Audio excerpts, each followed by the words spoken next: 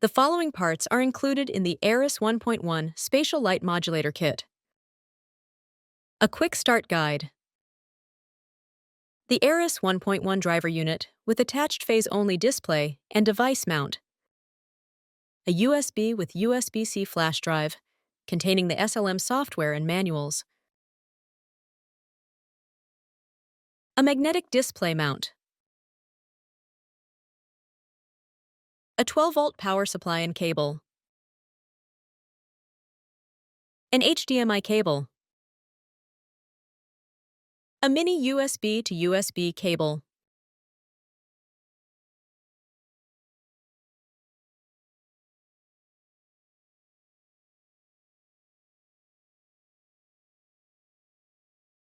First, connect the device to the computer using the supplied HDMI cable.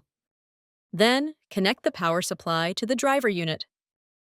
To test the SLM device, first install the SLM software from the supplied USB flash drive.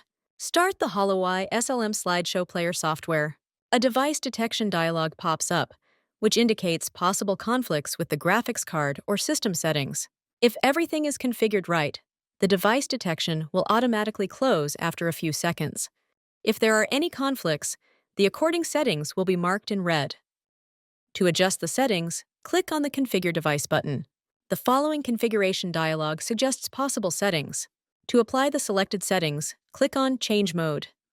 Close the Settings dialog. All settings should be now marked in green.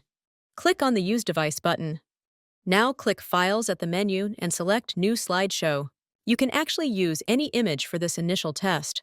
At a fresh installation of the Slideshow player, the file selection starts at a Samples folder. We will use one of the supplied test images. Select the collection folder and choose the folder with the correct resolution, which is 1920 by 1200 pixels for the ERIS-1.1 SLM. Select the Black and White Images folder and choose one image from any folder.